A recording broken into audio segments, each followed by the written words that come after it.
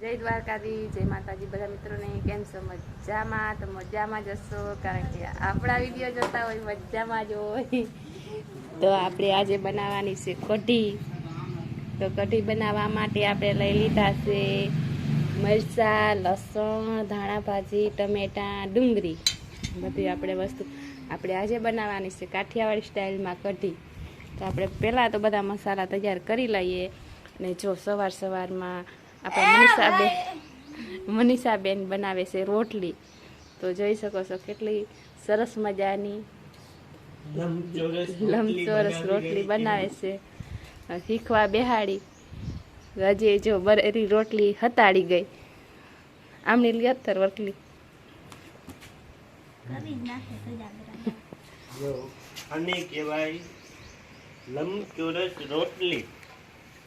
તો આ છે અમારા મનીષાબેનની રોટલી. જો કેટલી મસ્ત મજાની લંબચોરસ રોટલી બનાવી છે.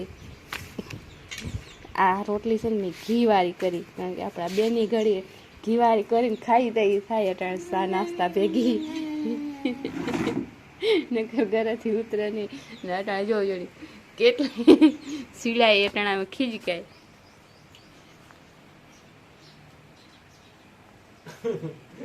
શરમાઈ ગઈ.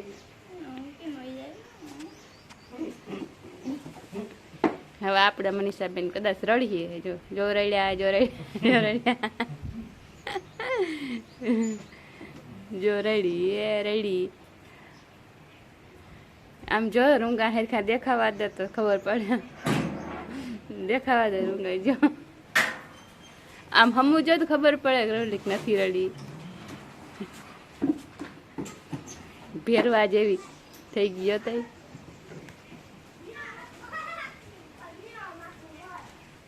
તો ચાલો આપણે કઢી બનાવવાના મસાલા તૈયાર કરી લઈએ.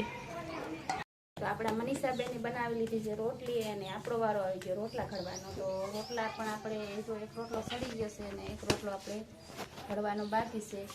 તો આપણે ગરમા ગરમ રોટલા સડતા જાય એમાં આપણે ઘી લગાડવાનું, ખાડા કરતું જવાનું અને ઘી લગાડતું જવાનું. કારણ કે આપણે આજે કઢી બનાવવાની છે ને, એટલે રોટલા ગરમા ગરમ ને ખાડા કરીને આપણે આવી રીતે ઘી લગાડી દઈશું. એટલે આપણે કઢી ને રોટલો બહુ મસ્ત લાગે.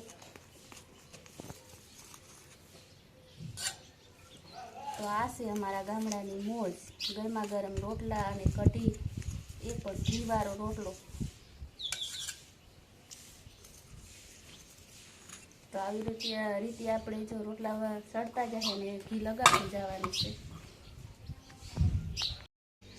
તો આપણે બધા મસાલા તૈયાર થઈ ગયા છે. તો જે જો આપણે ખાટી છાશ લઈ લીધી અને એમાં નાખી દેવાનો છે આપણે ચણાનો લોટ. ચણાનો લોટ આપણે સારીને લીધો છે, જેથી આપણે સાઈડમાં કઢીમાં આપણે ગોટીઓ ન રહી. અને 1 ચમચી જેટલી આપણે હળદર નાખી દેવાની છે. આજે આપણે બનાવી રહ્યા છીએ 500 વાળી ડીશ. અને 1 ચમચી જેટલો ધાણા જીરું મસાલો.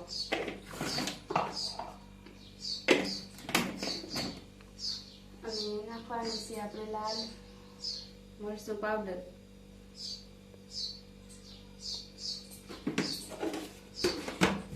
તો આપણે સરસ રીતે બધો મસાલો જે ચણાનો લોટ અને નાખ્યો ને એ સરસ મિક્સ કરી દેવાનો છે, જેમ કે ગોટલો ના રહે એવી રીતે આપણે મિક્સ કરી દઈશું.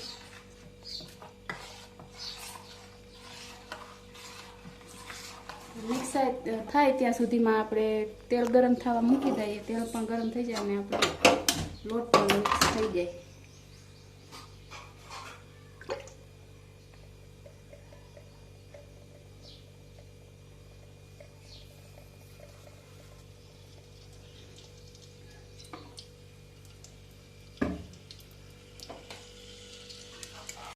તો આપણું તેલ ગરમ થઈ ગયું છે. તો એમાં નાખી દેવાના છે 1 તજનો ટુકડો, 1 તમાલપત્ર અને લાલ મરચું અને રાઈ.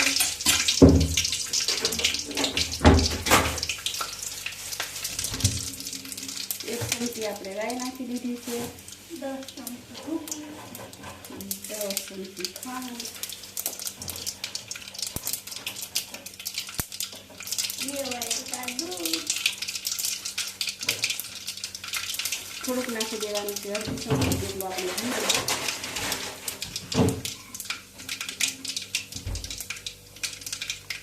અને મીઠો લીમડો.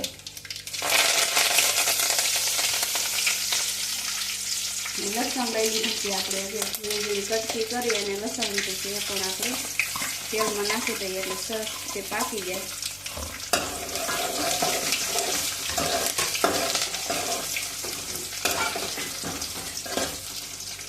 અને લીલા મરચાં, ડુંગળી અને ટમેટું.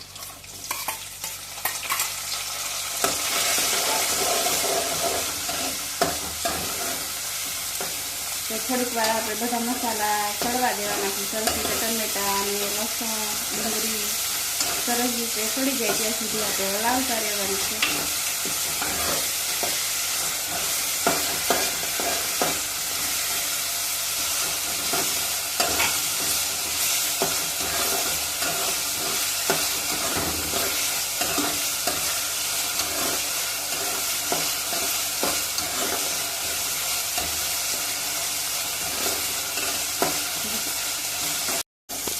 તો જોઈ શકો છો મિત્રો, આપણા સરસ રીતે મસાલા પાકી ગયા છે. તો હવે આપણે ખાટી છાશ અને બધી આપણે ચણાનો લોટ મિક્સ કરી તો એ નાખી દેવાનું છે. એટલે આપણે કાઠિયાવાડી સ્ટાઇલમાં કઢી તૈયાર થઈ ગઈ છે. તો હવે આપણે થોડીક વાર ઉકળવા દેવાની છે. તો થોડીક આપણે ધાણા ભાજી નાખી દઈએ અને આવી રીતે ચમચી આપણે અંદર જ રહેવા દઈશું, કારણ કે આપણે કઢી ઉભરાઈને બહાર ના આવે. એટલે જો આવી રીતે ચમચી રાખી દઈએ ને એટલે કઢી ઉભરાય નહીં.